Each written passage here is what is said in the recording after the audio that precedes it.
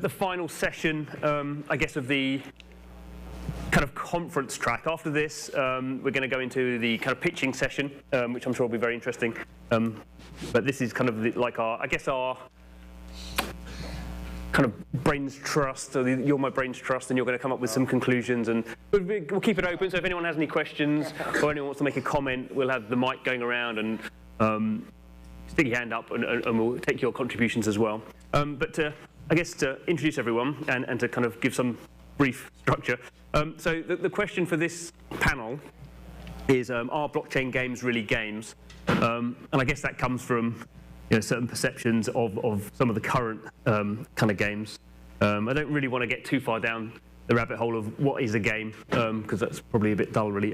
So I'm kind of thinking, I guess we'll take this kind of forward a little bit and say more about where blockchains, could be going in the future, and what will be the next generation of blockchain games that are the killer apps. I guess that we're looking now that what will be the game that will take us to 100,000 DAU or MAUs or that scale. But I guess we should introduce our audience, our panelists first.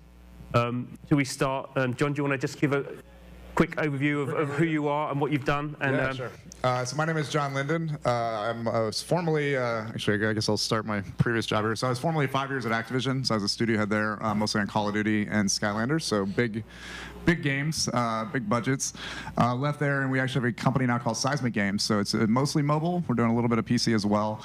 But we're mostly doing big branded games right now around Marvel Strike Force, which just came out about a month ago. It's about just hit top 25 grossing. We're very excited about that. And we have a Blade Runner game that we did in VR. We have another TCG coming out next year. And then we have a Jeopardy, kind of a TV game. So that's mostly what we're working on right now. And been very intrigued by blockchain for a while, and we've been watching the space very closely. Okay, good. Arthur? Hi, I'm Arthur Madrid. I'm the CEO and founder of Pixowl. I began my first company was doing a peer-to-peer software in 2001 using BitTorrent library. And then I moved doing gaming. Pixowl is doing branded world builder. We work with Garfield, Snoopy, and soon Goosebumps.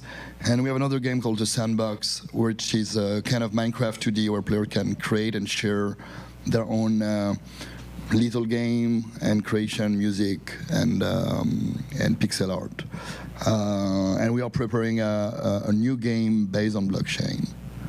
And you'll be talking more formally about that tomorrow, won't you? Exactly. You've got a session on that tomorrow. I'm going to talk about Sandbox a little bit more. Okay. And then for people who didn't maybe catch your talk. Yeah, my name is Matias Nisenson. I'm the founder and CEO at Experimental. We're building Crypto Wars, which is a game we just talked about, but it is a strategy game that fully runs on smart contracts. And before, with the same partner and same team, we built software factory first, then a social media management software company that we sold 2 years ago to a French competitor. And 8 months ago, we founded Experimental. And we're, my partner and I, we're both 25, but we look much older. Wow. Yeah. So I guess that to kind of kick us off, I mean, where do we think we are in terms of the kind of blockchain games? I guess I'm trying to see there's a balance that needs to be struck between the blockchain, which is a certain thing, and games which have been a certain thing, and now we're going to create this new thing. Sure. Where's that balance at the moment, and how much is it going to change? Well, I think where it's at in the moment, I think it's a very liberal word right now for what's out there. I mean, I think there's game-like properties in all these, so I think you could classify them all as games, right?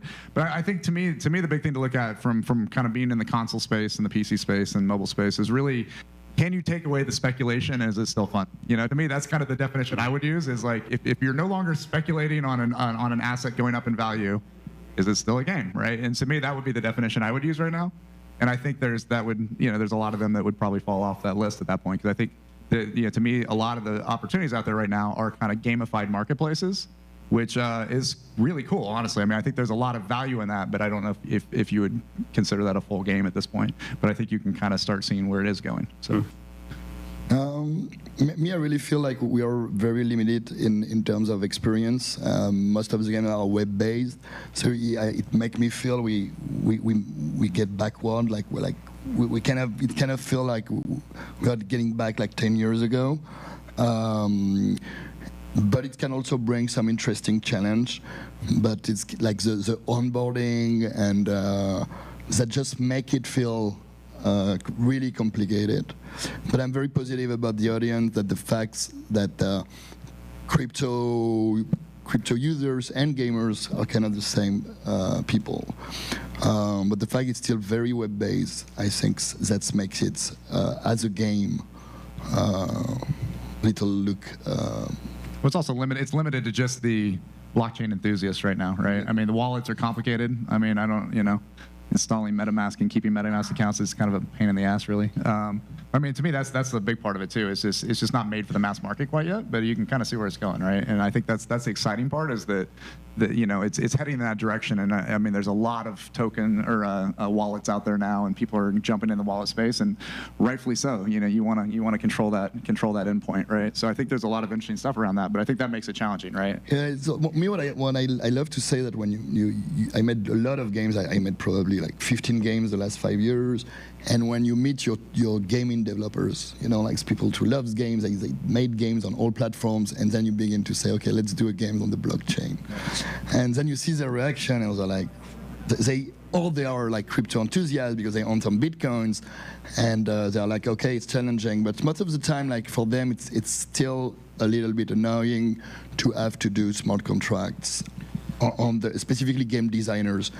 But it's also bringing you new opportunity and new kind of gameplay that for me needs to be, as Matias will definitely is doing with his game, is definitely not do the same game on the blockchain, but create a game for the blockchain. Yeah, I think it's still early. I think it's like the early days. But I think we're gonna see more and more solutions in at the end of the year and probably like early next year. We're seeing a couple mobile wallets, like new mobile wallets, like Trust, and they're already doing like deep linking with some other apps. So I think the experience is only going to get better from here. So yeah. It was interesting. I was talking to one blockchain developer, and they wouldn't give me the percentage, but they were saying they came up with a game, and then the majority of their funnel dropped out as soon as they had to install MetaMask. Yeah, exactly. I mean, that's the problem with CryptoKitties. Everybody talks about, and it's probably the biggest out there, but. You go and tell somebody that doesn't know blockchain, like, oh, I want to check it out. Like, well, you can't really, until you install the Chrome extension, and then you do this, and then you get an account. And so there is a massive amount of friction right now that prevents people from really playing it. And I think that's probably the number one thing that has to change, honestly. And I think you'll get games. Games will come to mobile, and we just heard the group before. They got. I knew they'd get Google. I'm surprised they got Apple. That's great that they got Apple apparently on board with a crypto game, because I hadn't heard that yet. But I think as you get these mobile games, you get PC games out there, it'll reduce it a little bit. But there is a little bit of a hurdle right now, I think, to get a lot of people playing. Also what I feel is like one of the biggest revolution for gaming was freemium. Like we can say like how disruptive it was on this industry, sure. And how like all the 25 years veteran, how they react to this revolution because of the mobile and because of the mobile gaming.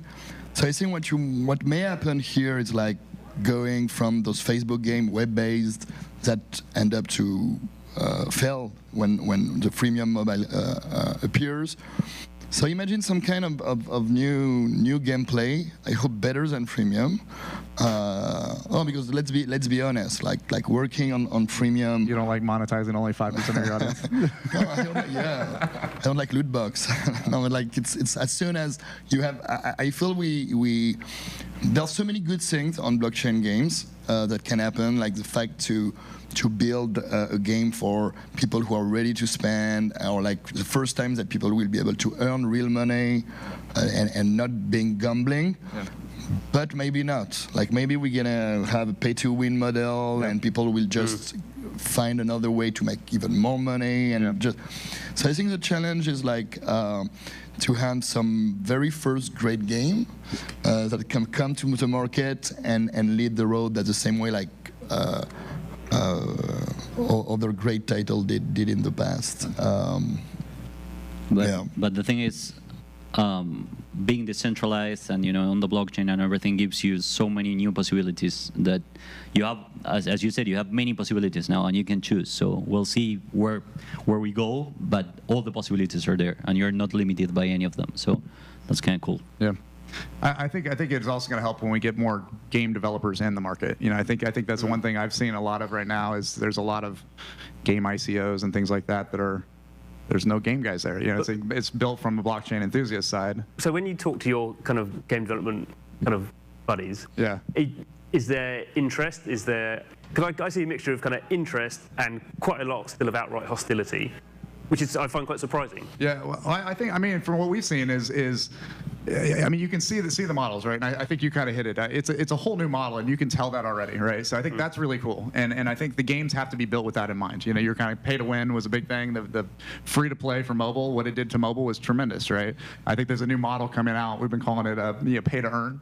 I think that's going to be something interesting to where you can actually kind of jump into the game and you can own assets and you can actually earn off those assets. That's a whole new style of gameplay that doesn't really, it exists in certain games, right? Linden Labs did it really well in Second Life for a while, and then there's been a lot of different games that have tried it, but this really opens up a new style of gameplay, which I think is interesting. So I think from a core gameplay, I think people are still trying to figure out what that model is. Again, you can't just adopt and throw a game out there and say, cool, it's a blockchain game, because that doesn't really do any good. So you have to adopt that model. And then the other thing is just the players, right? So any big studio, you look at players, right, and how many players are out there, and there's not a lot, right? There's saying half a million accounts on MetaMask or what? I don't know what the number is now. Maybe it's a million accounts. On MetaMask. It was a million. Is it a million? Okay, great. Yeah. Still, it's tiny. It's nothing. Yeah. That's like nothing, yeah. You pick up that in mobile games in your first week if you get featured, right? So you can. It's still very, very, very small. Super small. I think that's the big challenge right now is that. So. No, and what you say about game developers, also what has been extremely disruptive with the App Store is like how easy it is to make games. Like we saw those frameworks and like how many apps that I'm not sure it's going to be as easy right now for blockchain games, but it will. Like with Solidity, but Solidity is still a beginning. What I like, for example, on Cyberpunk website, they have all this tutorial about teaching developers to do that. So like those kind of like Flappy Bird example you say, that I really wish we're gonna have this diversity of games. Right now, because of the speculation and ICO, it's all about putting like platforms, like everybody wants to do the next gaming platforms, and you have some a great game coming, but probably not enough. In terms of DAU, yeah, there is this website called DappRadar, and when you look there's a number of DAUs on DappRadar, like I think like CryptoKitties like few thousand, and like most of it is like 200. And then if you're lucky, come on. Yeah, no, and then you look the market cap of the company, and it's like 200 million. So it's like $1 million. Every player right now can value your company $1 million. Yeah. Yeah. I mean, you mentioned, you just brought it up there, and it's something we've had people talking about today, and some people in the audience. So kind of platforms kind of make sense because platforms kind of bring everything together. So as a developers, are you looking actively at kind of, trying to choose the winning game platform? Because it's easier, if you choose the right platform, then that kind of helps with the scaling and helps with the kind of the coin issue because there's more gamers in that platform. Or is it just too early? No, go. I think like it's putting Unity and the App Store. Like everybody wants to be Unity and the App Store in the same time. And the developer of games and the token. And, yeah. So I really feel like some frameworks needs to be more packaged, like to make. Any like 1, 2, 3 people company tried to build a funny web-based game, and then I don't know how they're gonna convince. I think one good games like Farmville or those vampire games on Facebook at these times, like right now everything is so viral that like any success can just bring like many people, and CryptoKitties is probably one of it. But there may be like another CryptoKitty is going to push the limit further. I mean, I'm trying to avoid it, I suppose, but what do we think about CryptoKitties in terms of it becoming a platform? Because we've had it mentioned today that you kind of, because that's by far and away the most successful with the widest audience, but there's not a lot of kind of ability to do anything much in that game. But suddenly now you're seeing third parties trying to take some of that scale. I mean, in a year's time, will CryptoKitties kind of have become the mobile, well, a large part of the blockchain kind of gaming industry, because that's the only thing that's scale at the moment? Yeah, it's the only thing that's scale. I think. I think the one thing to keep in mind too is games take a long time to make, and I think that's, our Marvel mobile game was 2.5 years. A Call of Duty is, easily 3 years with a massive, multi-$100 million budget, right? So those take a long time to make, and CryptoKitties was very revolutionary in being the first, but there hadn't really been a lot of time for bigger games to come out. So I think they have a great lead, and I think that I hope they do some stuff. I think what they're doing best right now, I think, is they're bringing some of these new concepts to mind. Again, I don't think they're going to wow every young gamer right now, because again, it's a little bit more marketplace, but they are doing some really, really cool stuff. Like I saw somebody had a Chrome extension to add classes or something to them. That's cool. I mean, it's cool. I haven't seen that before. Putting assets on another asset. Yeah. That's a cool concept, right? The way it's set up right now, I don't know if that's that's what's going to be awesome 5 years from now. But I think they're kind of really trailblazing it a little bit in terms of doing stuff that hadn't been done before. But I guess what's interesting is that I think Ben is from CryptoKitties is talking tomorrow, so I'm sure we'll find out a lot more about what they are doing. But what's interesting, I guess, is that other developers are using CryptoKitties as a platform, and clearly, obviously, don't have to ask for permission to do any of that stuff. I mean, so you kind of have one of the things that blockchain gaming was going to really revolutionise, which was a total decentralised asset class that anyone could use. I mean, is something that couldn't have been done before. Yeah, I think they're doing some cool assets. I agree with what you just said. I think one of the best things they did is basically being able to use their assets in other things and make like other people use these assets. The other things that I like they didn't do an ICO. It's not a token, so it's really based on Ethereum. So it's basically bring a lot of they really want to solve like technical issues directly on Ethereum.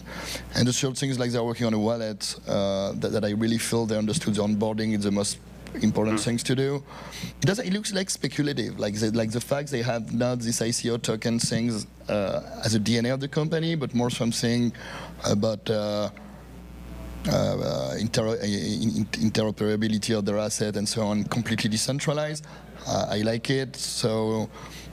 And I think the fact they address also like mid-core, it's not like it's like even this matches the way I see gaming. I'm not a hardcore gamer, so the fact that blockchains didn't begin either by gambling or super mid-core AAA things, but by CryptoKitties, give me much more faith about how it could be extremely popular in the next months, again, as Farmville or Vampire things.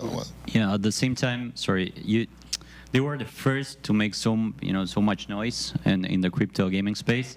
And I mean, my MacBook Air wasn't the first computer, right? So I think this is going to evolve, and the tech challenges are so big that you just have to start small to prove the concept, prove that people will like.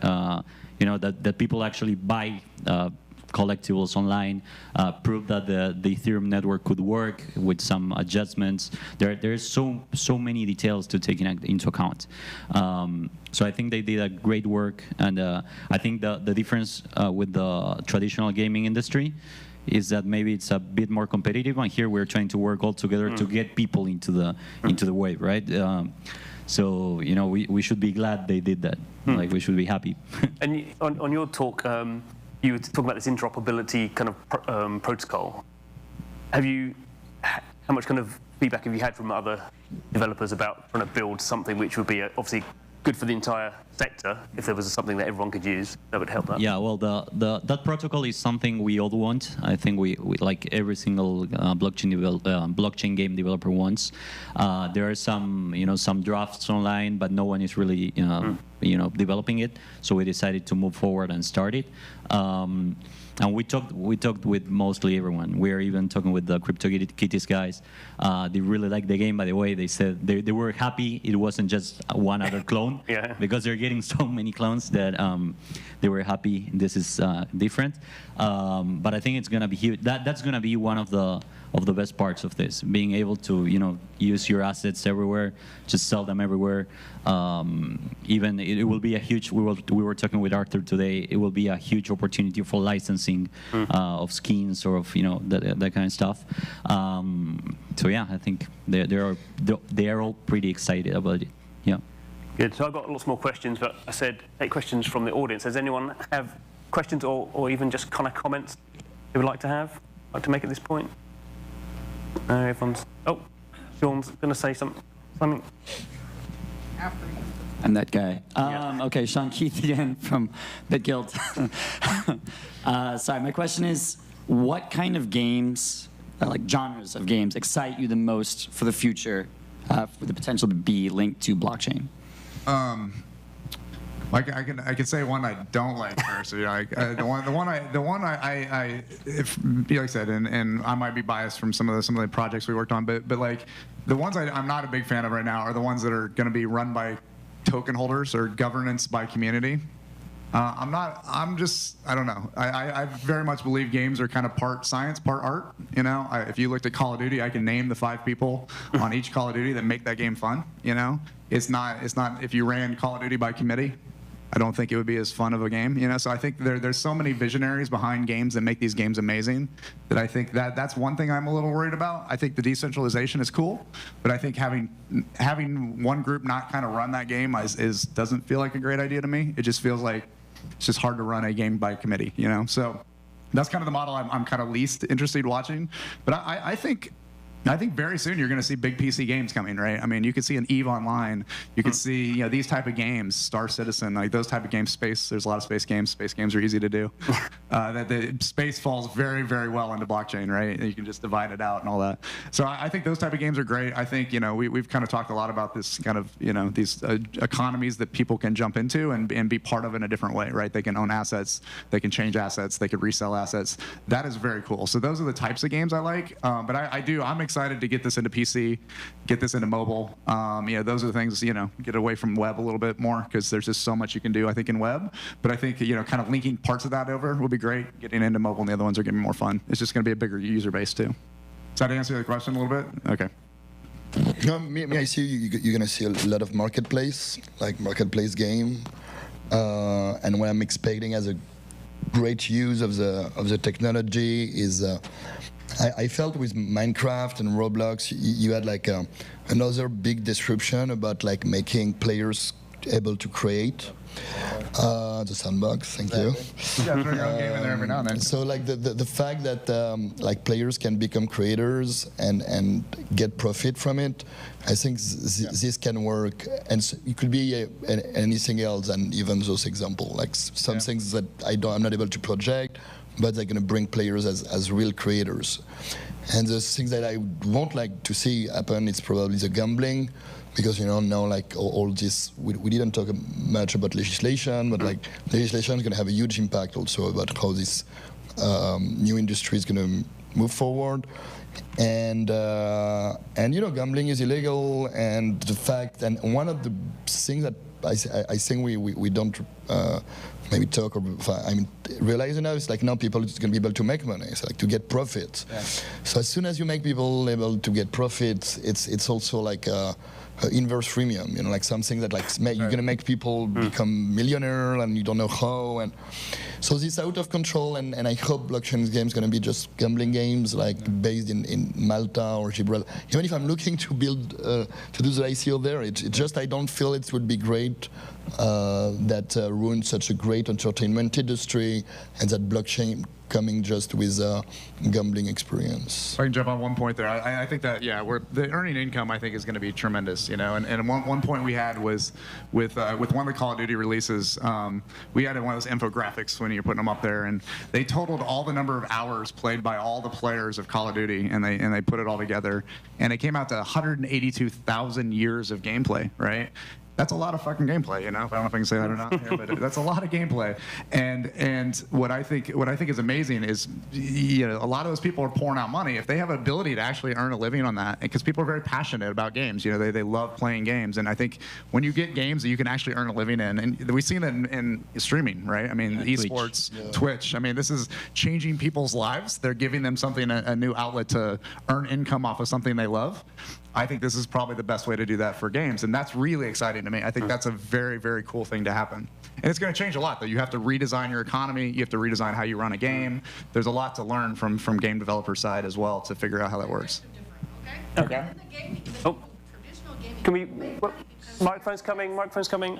Yeah, let's hear 'em. Because they are good, but in the cryptocurrency, in the blockchain world, you don't have to be a top game player, but you can mine the value of the assets, right? Yeah. So that's completely different. And I've been telling people, when you do the crypto games, it's completely different mindset from the traditional games. Because people who are crypto holders, they're not going to spend a lot of time playing traditional games, because 10 minutes they play on that, they can make a lot of money in the cryptocurrency. No, I think so you're it's right. a completely different But you talk about skills, mindset, right? and the game design. You talk about skills, like you basically comparing the kind of skills you have in different kind of gaming. If I just want to play, I'm an enthusiastic traditional game player. I don't want to waste the time on the block. Why do I need to play? You know, with a cryptocurrency, I can just play traditional. No, you games. could, So absolutely. The audience is completely different. Yeah, I think you're right. I mean, I think the games that are out right now, I think you're dead on. There's, you know, but I think imagine a world where you go and you start playing a game, right? And you love this game and you're really into this game and you play this game for hours and hours and hours. And then you know what? This store over here, I could actually buy that store. I can buy that store for $400, right? I wouldn't normally play because I just want to play for a couple dollars, right? But I want to buy this store over here because now I'm going to make money off that store, right? That's a cool experience. I think that is cool, right? You don't have to do it. You can just play your game and spend your little money and do what you want like you would now. But that's a cool opportunity to say, you know, now I'm part of the game, right? And now I want to go get this thing to make my store the best store because I'm going to make more money off that store. That's what blockchain, I think, can open up to games, and that's when it gets cool. Yeah. That's what I get excited about. Not just, you know, buying a piece and hope somebody else pays higher than I spent for it. But there's right? a lot of mining involved in that. Yeah, the mining is a little different. I think the mining. I think you'll build games, and you guys are probably seeing this as well. You kind of have to build these games. I think the audience is going to change, right? Right now, you're building games for blockchain enthusiasts, right? That's the people that are playing. Those are the people that you're talking about. And I think where it's going to go is, I think the next phase is you build games for blockchain enthusiasts to have fun and to make some money, and for regular gamers to just play around, right? I think that's the next stage. And then eventually, as blockchain, everybody has wallets and everybody has, you know, just as like you have a PayPal account or bank account, then you can build games that kind of is all encompassed. But I think there's going to be this staged approach to how you build games. And I think the games you're talking about right now are the ones that are focused purely around blockchain enthusiasts. And I agree. There's not a ton of skill involved. There's not a lot of overlap right now. That's right. That's right. But I think it's heading in that direction. At the same time, this kind of games where people can actually make money of their strategy are one reason to bring normal people into the crypto world, right? Yes. Because exactly. Blockchain enthusiasts will be playing and making money, and their friends will see, oh, he's just playing a game and making money at home. So how do I do this? You just install MetaMask and buy like 1 Ether, and that's it. So I think it will be a driver too. Yeah. Another question over the back there, gentleman in red. Yep. Hey, what's up? I'm Dan. I make a very crappy game called Bitcoin because I'm just a stupid blockchain enthusiast and not a game developer. You guys, by the way, sound a little bit like bankers did when Bitcoin was first coming out, where it was like, oh, it's just like kids with their stupid money, but like we'll come in and make it like mainstream. But anyways, I think what attracts people to these games, and it's like, you know, rather than going like wide and freemium, you know, I think it'll just stay like really hard, technically crypto-wise, and it's a premium model. I mean, you have CryptoKitty selling for 140 grand. You have Rare Pepe selling for 40 grand. Rare Pepe is probably a market of like 1,000 people. So it's like, how broad-based does your freemium game have to be to have one player spend 40 grand? You know, like to make 40 grand of a, you know what I mean? I just think it's a premium model. I think the skill gap is knowing how to use cryptocurrency. I think that friction should stay and will stay, and I think that's where their satisfaction is. Why do you think the friction should stay? Just curious. It's the skill gap. Like, that's the skill gap, is knowing how to use crypto.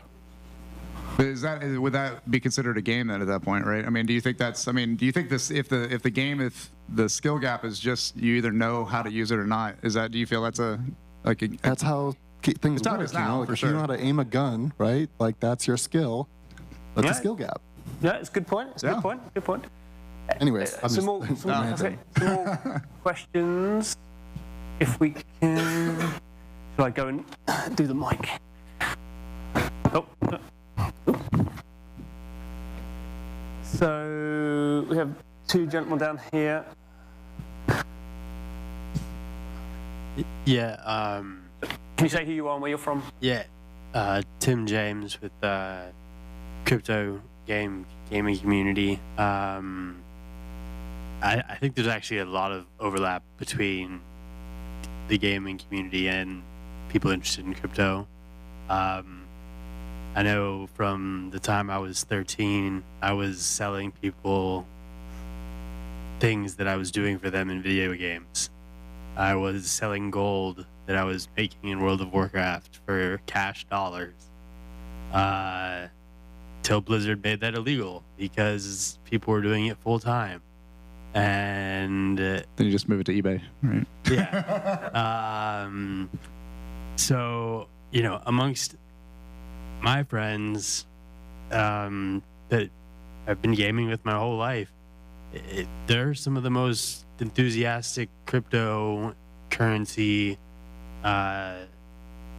people that I know. So, I mean, I think to put it on one side or the other that it's only a minority or there's no skill involved, that's pretty black and white. I see it a lot more gray. I guess kind of there's an interesting point from these viewpoints that often, particularly these kind of conferences, we talk about an emerging industry and how it's going to become the $1 billion this, $10 billion that, and as we see maybe from VR, not everything that everyone thinks is going to scale up very quickly does. I mean, so taking those points, I mean, do we think blockchain gaming could just kind of stay a fairly small, I mean, bigger than it is now, but do we really think that it will become mainstream in the way that console, PC, mobile gaming now? I mean, will it become an industry that's doing $10 billion of revenue a year in 10 years' time? Yes. Okay, good to see. No, but for me, I feel like we are talking the same way than when people were criticizing the gaming experience on Facebook, on mobile, when mobile gaming was just like women playing, and then real gamer say I will never play on my mobile those stupid tab games, and now you have AAA games on. So it's just about and now we cannot do anything on the blockchain anyway. It's web-based, impossible. So it's like saying what can happen in 5 years, and looking. I always everybody compares the situation now as internet in 1999. So basically, how we able to watch a 4K movie on internet in 1999. So it's just we would be basically able to do exactly the same kind of game and gaming experience on the blockchain pretty soon. And why people say no, I won't do it? They will, they're all crypto. But even Ethereum, which maybe becomes a standard, even if it's not as good as it can right now, I believe it's gonna be. And those old mining things have been done with graphic videos cards. So even this, there is no doubt that gaming community loves Ethereum and will support it, and probably one of the first one owning it because they have those crazy videograph cards and doing it at home.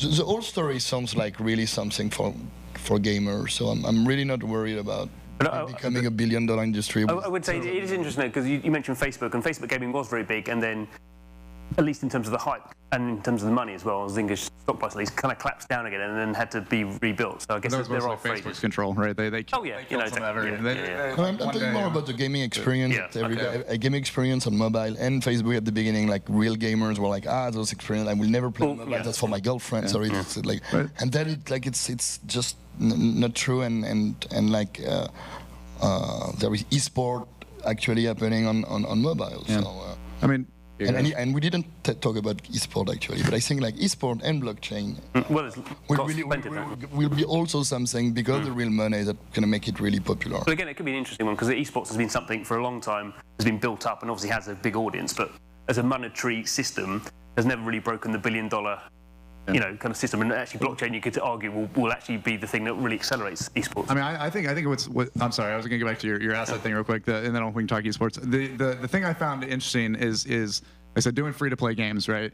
We build these games, we know what goes into them and all that, but when you buy something, you buy Spider-Man in our game, you've just paid to have that experience, right? The fun of that is to play that character but it's not an asset. It doesn't feel like an asset. And for me, like as even as a developer of these, like I'll spend $20 in a game. I'm cheap in these games apparently, but I'll spend $20, $30, $40, and you're like, okay, that's enough. I feel like I've spent enough. But I remember I got CryptoKitties and I spent like freaking $600 in like 24 hours, because the mentality is different. The mentality is different that it's an asset, right? It's not money you lose. It's not money you lose necessarily, And that is so important, I think, with gaming of where this is going, is that it is an asset and it is tradable at some point. And there's honestly just even if you don't ever sell it, I've never sold my CryptoKitties. I should probably talk to Wax or Opskins or somebody at some point. But no, there's just this mentality of, I own this, and I don't feel as bad spending more money because I own an asset now. And that is revolutionary for games, right? I mean, for the first time, you're now matching the obsession and the immense, this fun of playing a game with something you own. That's a pretty amazing, formula that could come out. So I think it will be a massive industry. The other thing I think around it too is that people say, blockchains can be disruptive to this industry and this industry. Yeah, it will, because they're broken, like healthcare is kind of broken, blockchain can be disruptive. But I think with gaming's not broken, right? And I think I actually heard somebody else say this, it's just kind of an evolution, right? A lot of the concepts around building a smart contract or whatever, the things you think about building a game already. So I think it's just going to naturally evolve, and it'll be a very easy evolution. And I do think it's going to be huge. So I hate to say, I don't know if it's going to stay with just the blockchain enthusiasts. I think it will go more mass market over time. I agree, and I think it's going to be really soon that there will be a huge industry. But at the same time, not only because of the benefits that we all know and we talked in the talks and everything, but also I've been talking, with traditional game developers, like the big ones, the ones that launched the most famous games and everything, and then to really big VCs, venture capitals. Entrepreneur, the whole ecosystem, they were like, nah, and now they all love it, and they're investing. And you saw, for example, OpenSea, who raised money from from all these VCs. ActionSend just raised like 12 million too from big VCs. So they're embracing it. Every single part of the industry is like. Got a question from there. I got Mark. Just quickly before you. I will go to you, but very quickly, because you mentioned it, it is interesting that with the exception of Ubisoft, none of the big listed companies, the EAs, the Activisions, Activision won't be in for a while. I mean, like some of the bigger guys, they're just slow. I mean, they want to see the market, right? And that's, I mean, again, that's what I was saying. Like, even for a smaller game studio, having 1 million MetaMask accounts, that's a small pool you're pulling from. Like a Marvel game gets 10 million installs in the first month, right? So that would be 10 times the entire market if you got every single player, every single person. So it's going to be quite a while, I think, before you see some of those guys spend the amount. It just has to be. It has to be a $10 billion, $20 billion market before they'll even start thinking about it, I think. So. Hi. So again, I'm Phil from the Crypto Gaming Discord. I've basically been managing a community based on devoted to crypto games full time for the past about almost 6 months, and have been really focused on the evolution of this field. I wanted to touch on Shirley's point about the who are playing these things, because I think she did raise a valid point that it may not be the same demographic of people and community that is being attracted, would be attracted to regular games. For example, regular games generally attract youth a lot. That's a very huge part of them, and I don't think that we can really expect as much of that with crypto, at least in its current form. When you're putting basically money on the table with the opportunity to, increase that, I think that it, and sometimes, based on skill, what does that kind of remind you of? So, in a negative some system or zero some system, it's almost as if it's like a type of game, like a gambling game, like poker, for example, is a great analogy, I think, where people are competing with the rules of these smart contracts. And I think for a lot of them, their motivation is to come out positive. And I think as a result, a lot of these games have definitely attracted people from the gambling communities and people, you know, who are more so focused on the money aspect. I think a huge testament to this is anyone here familiar with proof of weak hands? It's basically been at the forefront of the DApp tracking websites. Just a complete ridiculous Ethereum-based pyramid schemes that people are, you know, trying to make, just throwing. One of them got up to 20,000 Ether in this contract. And that's not even volume. That's how much was sitting in it at its peak. And I think that it's just astounding that this is a large amount of the motivation for some people. My question to you is, how can we collectively, as people who are more interested in this, you know, honest side of the decentralized applications, harness this energy coming from the, you know, more money-centric gambling or pyramid communities and whatnot, and convert it into something more useful that can, you know, benefit the field of crypto games and Ethereum as a whole? Yeah. So this will be the last question because we've got to go on to the pitching session next. So this is your opportunity to be enthusiastic and explain how blockchain gaming is going to go from this speculative aspect into the mass market. All right, my first thought is now we are like in the middle of the jungle and everyone is doing that kind of scummy game, and I think that should be gone soon when everyone starts understanding what a crypto game is. But I think the blockchain brings so many more benefits other than just making money out of it. You know, like transparency, security, the possibility of you know, cross-platform use of your assets. So I think we have to start marketing our games more on that side. For example, okay, if you buy an asset on Crypto Wars, you're gonna be able to use it on Marble, blah blah blah, or in CryptoKitties, or in any other game, the sandbox. And you could even have an avatar that you use, you know, in all of the games, but only the blockchain games. I don't know. There are so many benefits that you could market, you know, like use as your marketing claim, other than make money with gaming. So yeah, I think that's. Yeah, I mean, like there was like $100,000 swords on some games already. It's not like also the more like blockchain just concentrate what is the worst. You know, like the worst is already everywhere in any industry. So you know, it's not like. It's the same than when I hear about ICO or like people are like ICO is a scam. Like scam is everywhere anyway. So it's because it's blockchain. I knew that. But I agree with you. There is such a great opportunity about this decentralization and transparency and security and about the data and how like people can get their data back and profit about it. And I think it's just a question about the amount of money. You know, like at some point, like. What is crazy on blockchain and not only on bitcoins, it's like it just sometimes it looks too big. You know, what you just say was okay till the moment you say 22,000 Ethers, and that everybody was ooh, yeah. So like I agree with you, and I think those controls are really important, and I am for a person that I really want everything to be fully regulated.